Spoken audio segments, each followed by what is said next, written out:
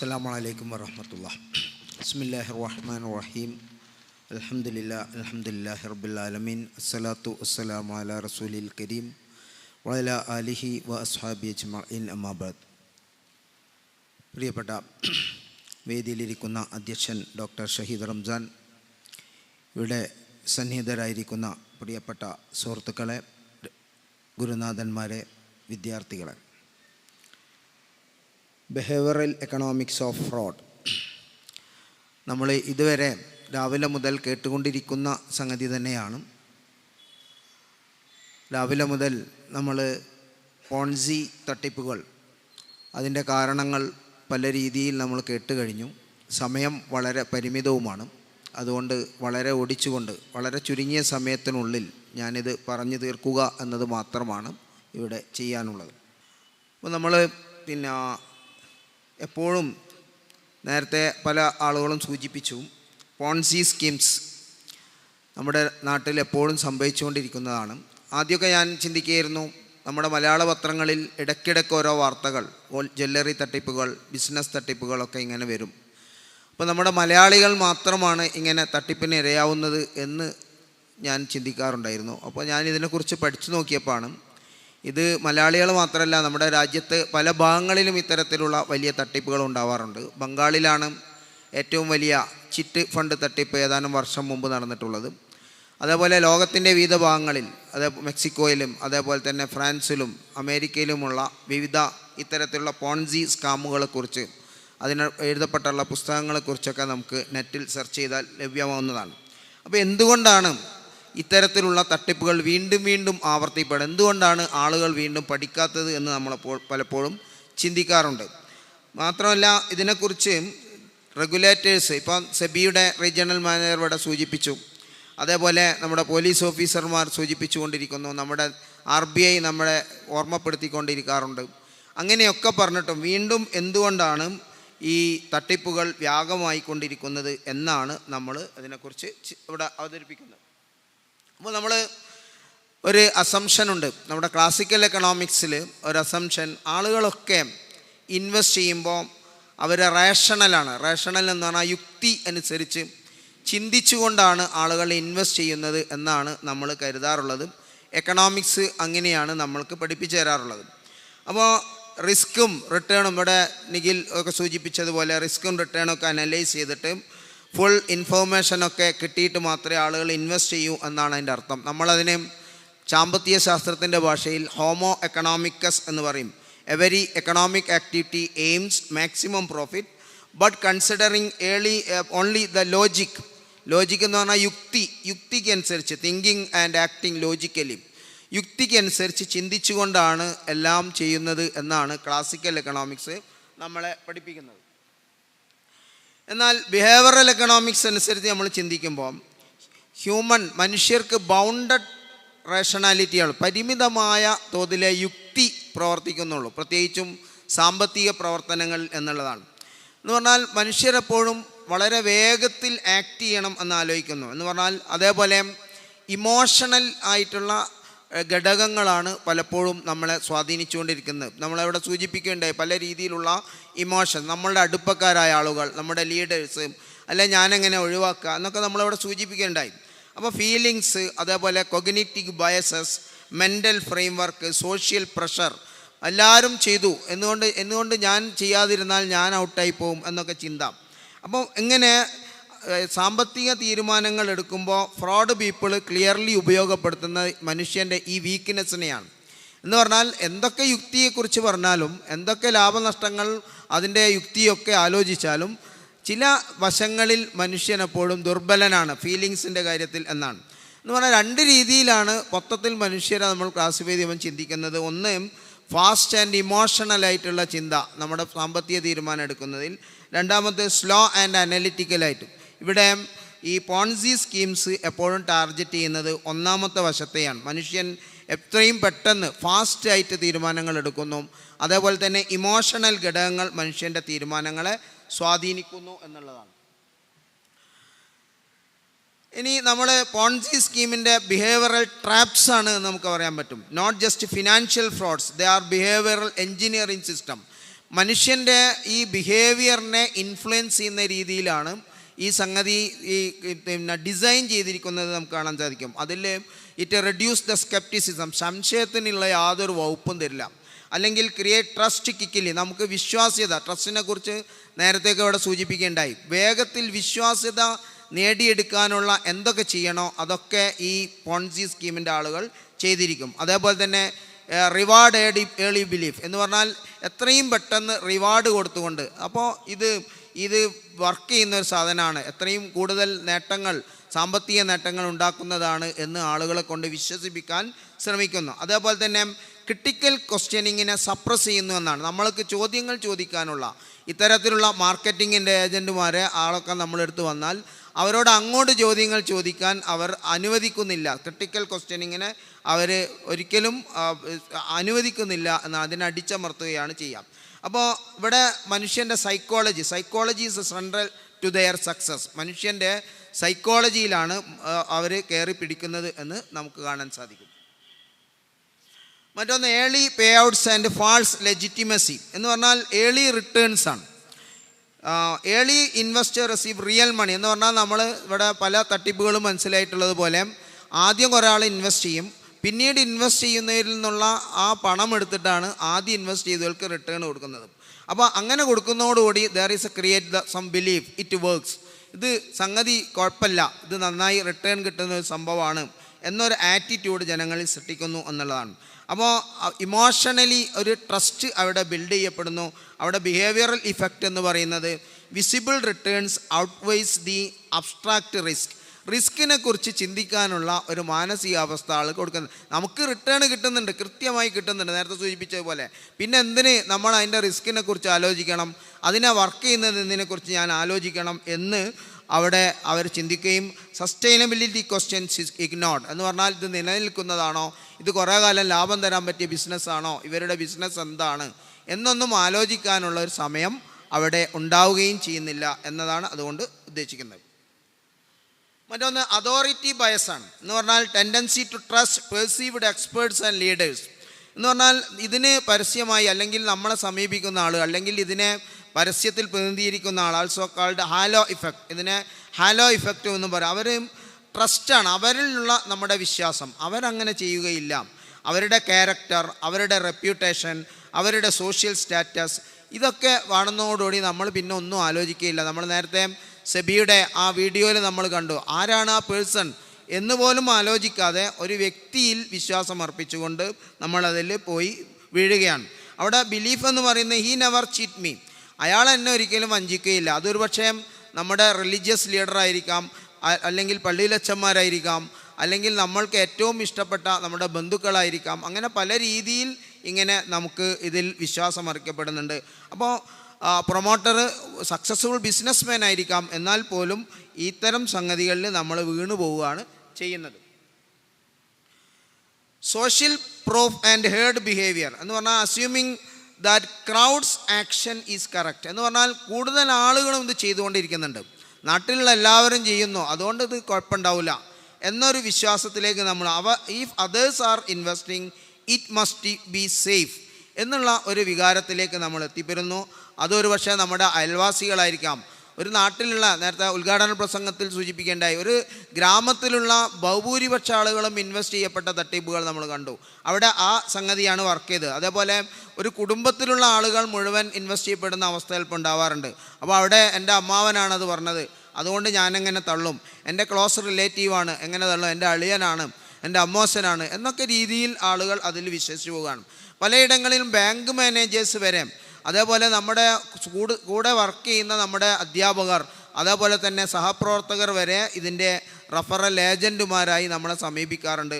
അപ്പോൾ അവർ പറഞ്ഞാൽ നമ്മളെങ്ങനെ തള്ളും എന്ന രീതിയിൽ നമ്മളതിൽ വീണു പോകുന്നു.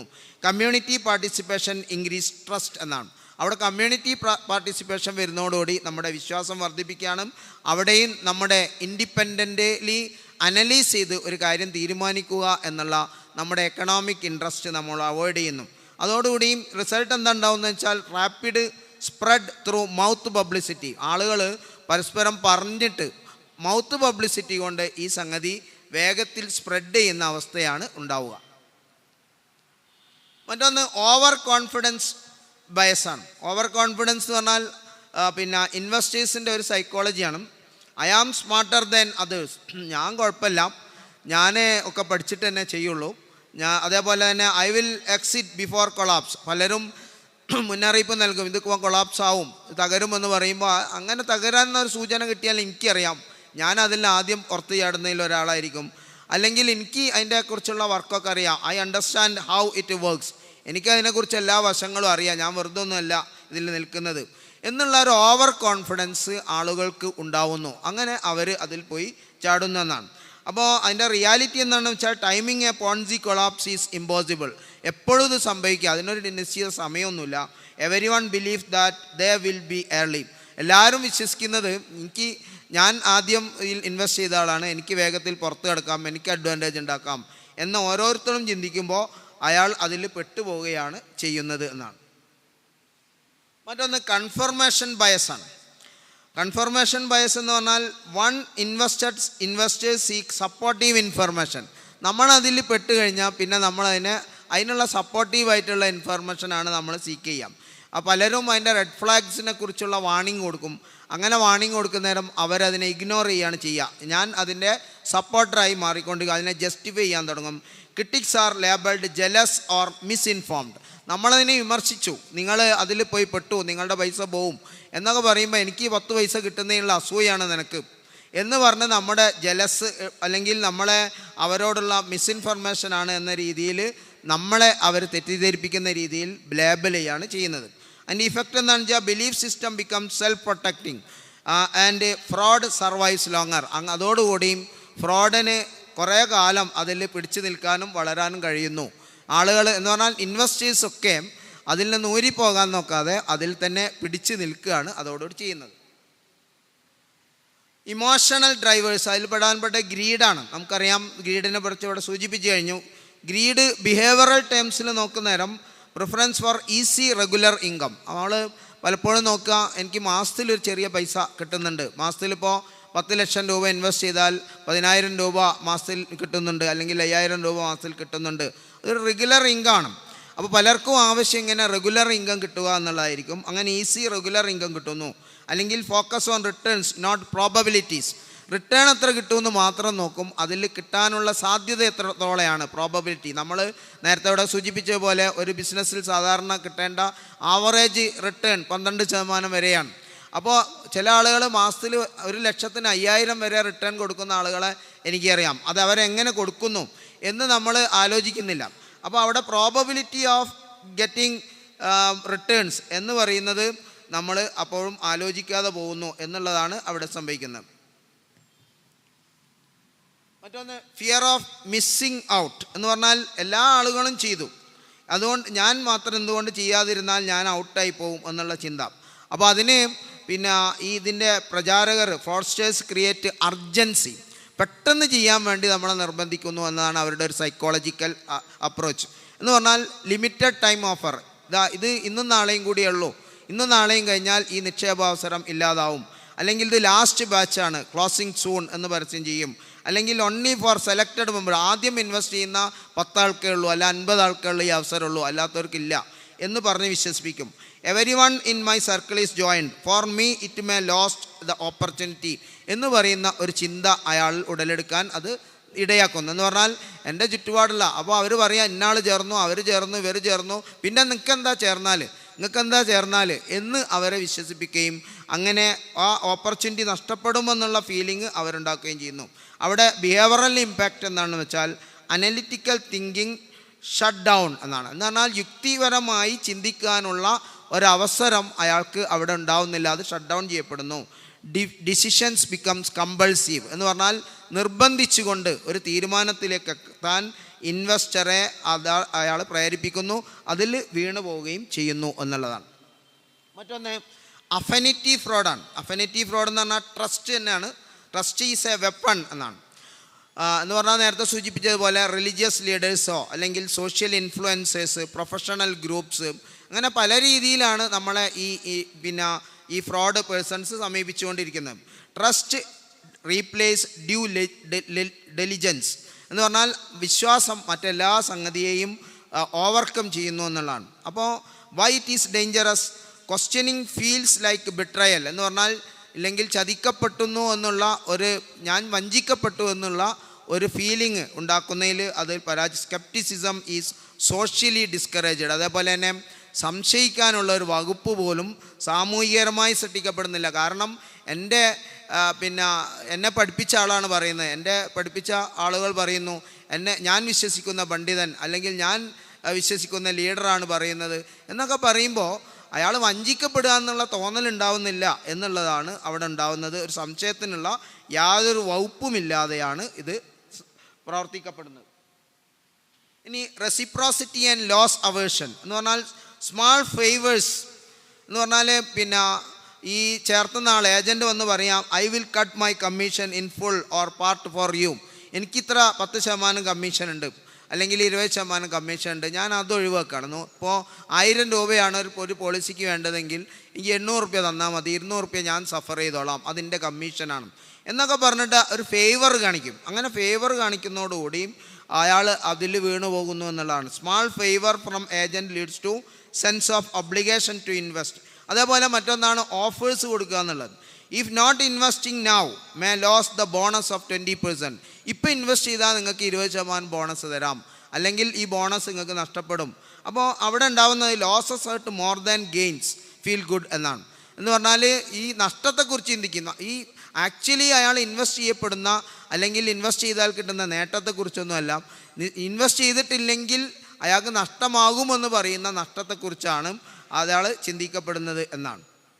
ഇനി നമ്മൾ കേരള കോണ്ടക്സ്റ്റിലേക്ക് വന്നാൽ ഇവിടെ കേരള കോണ്ടക്സ്റ്റ് പലരും സൂചിപ്പിക്കുകയുണ്ടായി. നമുക്കറിയാം വളരെ സ്ട്രോങ് കമ്മ്യൂണിറ്റി നെറ്റ്വർക്കുള്ള ഒരു സമൂഹമാണ്, ഹൈ റെസ്പെക്റ്റ് ഫോർ അതോറിറ്റി ഉള്ള ഒരു സമൂഹമാണ് നമ്മുടെ കേരളത്തിലുള്ളത്.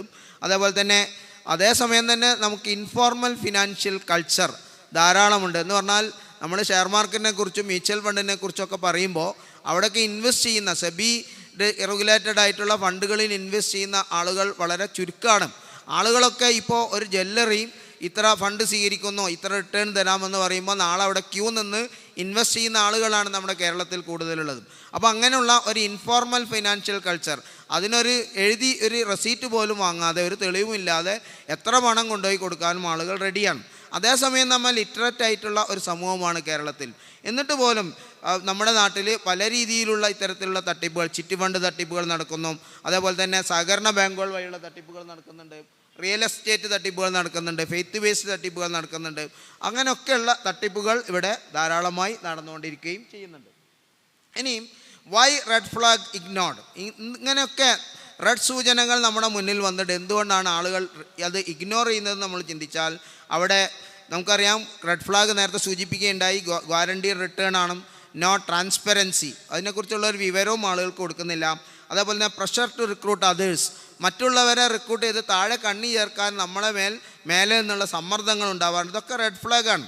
പക്ഷേ ബിഹേവിയറൽ കൊഗ്നിറ്റീവ് ഡിസൊണൻസ് അഥവാ നമ്മൾ അതിനെ യുക്തിപരമായി വൈജ്ഞാനികമായി അജ്ഞരായി പോവുകയാണ് അവിടെ ചെയ്യുന്നത്. അതേപോലെ തന്നെ immediate reward dominate the future risk, നമ്മൾക്ക് പെട്ടെന്ന് കിട്ടുന്ന റിവാർഡ് വരുന്ന നേരം ഫ്യൂച്ചർ റിസ്കിനെ നമ്മൾ അനലൈസ് ചെയ്യാതിരിക്കുകയും അത് മറന്നു പോവുകയും ചെയ്യുന്നു എന്നും അവിടെ സംഭവിക്കുന്നു. ഇനി behavioural early warning signals, individual ലെവലിൽ നോക്കുകയാണെങ്കിൽ emotional defence of the scheme, അതേപോലെ തന്നെ discouraging external advice, secrecy of clauses, ഇതൊക്കെ നേരത്തെ ഇവിടെ ചർച്ച ചെയ്യപ്പെടണ്ടായി. മറ്റാരുടെ ഉപദേശം സ്വീകരിക്കാതിരിക്കുക, സീക്രസി മാത്രം പ്രവർത്തിക്കാം. കമ്മ്യൂണിറ്റി ലെവലിൽ നോക്കിയാൽ rapid word mouth to mouth publicity ഉണ്ടാവും, ഹോസ്റ്റിലിറ്റി ടുവേർഡ്സ് ക്രിട്ടിക്സ്, അതേപോലെ ക്രിട്ടിക്സിനെ എതിർക്കുന്ന ഒരു പോളിസി ഉണ്ടാവും. ഇനി പോളിസി ആൻഡ് പ്രിവെൻഷൻ ഇംപ്ലിക്കേഷൻ നോക്കിയാൽ why traditional warnings fails, information alone does not change behaviour. നമ്മൾ കുറേ വിവരങ്ങളാണ് കൊടുത്തുകൊണ്ടിരിക്കുന്നത്, ഈ ഇൻഫർമേഷൻസ് മാത്രം കൊടുത്താൽ ബിഹേവിയർ നമുക്ക് ആളുകളുടേത് ചേഞ്ച് ചെയ്യാൻ കഴിയില്ല എന്നാണ്. അപ്പോൾ എന്താണ് പിന്നെ വർക്ക് ചെയ്യാം? ബയസ് ബേസ്ഡ് ഇൻവെസ്റ്റർ എഡ്യൂക്കേഷൻ, നമ്മൾ ഇൻവെസ്റ്റർക്ക് എഡ്യൂക്കേഷൻ കൊടുക്കുക മാത്രമാണ് അതിൻ്റെ ഫോം വഴിയും. കമ്മ്യൂണിറ്റി ലീഡർ സെൻസിറ്റൈസേഷൻ വേണം, അതേപോലെ തന്നെ ബിഹേവിയറൽ സർവൈലൻസ് ഇൻഡിക്കേറ്റേഴ്സ് വേണം. ഇതൊക്കെ വെച്ചുകൊണ്ട് മാത്രമേ നമുക്കിതിനെ പ്രതിരോധിക്കാൻ കഴിയുകയുള്ളൂ. And last and conclude that എന്താണ് നമ്മൾക്കിതിൽ നിന്ന് മനസ്സിലാവുന്നത്? ഹ്യൂമൻസ് ആർ ഇമോഷണൽ, മനുഷ്യർ സാമ്പത്തിക ജീവിയാണെന്നൊക്കെ പറയുമ്പോഴും മനുഷ്യൻ അതിനേക്കാൾ ഉപരി ഒരു ഇമോഷണൽ ജീവിയാണ് എന്ന് നമ്മൾ മനസ്സിലാക്കണം. അതേപോലെ തന്നെ ഹ്യൂമൻസ് ട്രസ്റ്റ് സോഷ്യലി, അവൻ സാമൂഹിക ജീവിയാണ്. അതുകൊണ്ട് തന്നെ സമൂഹത്തെ യുക്തിയേക്കാൾ കൂടുതൽ അവൻ വിശ്വസിക്കുന്നത് സമൂഹത്തെയാണ്. നമ്മൾ എക്കണോമിക്കലി ചിന്തിക്കണം, യുക്തിപരമായി ചിന്തിക്കണം എന്ന് പറയുമ്പോഴും ആളുകൾ എന്നോട് മറ്റേ പറഞ്ഞു, ഇന്ന ആൾ പറഞ്ഞു എന്നതിലാണ് ആളുകൾ ഓവർകം ചെയ്യുന്നത്. അതേപോലെ തന്നെ ഹ്യൂമൻസ് ഓവർ എസ്റ്റിമേറ്റ് കൺട്രോൾ എന്ന് പറഞ്ഞാൽ കൺട്രോൾ ഓവർ എസ്റ്റിമേറ്റ് ചെയ്യുന്ന ഒരു പ്രകൃതമാണ് മനുഷ്യർക്ക് എപ്പോൾ ഉള്ളത്. അതുകൊണ്ട് Ponzi fraud is not a failure of intelligence, it is a predictable outcome of human behaviour.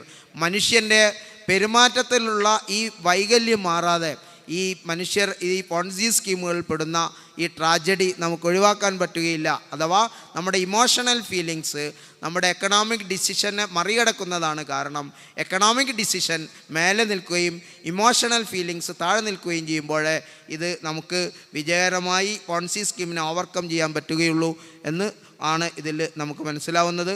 ഇത്രയും ശ്രവിച്ച എല്ലാവർക്കും നന്ദി അറിയിച്ചുകൊണ്ട് ഞാൻ എൻ്റെ വാക്കുകൾ ഉപസംഹരിക്കുന്നു. അസ്സലാമു അലൈക്കും.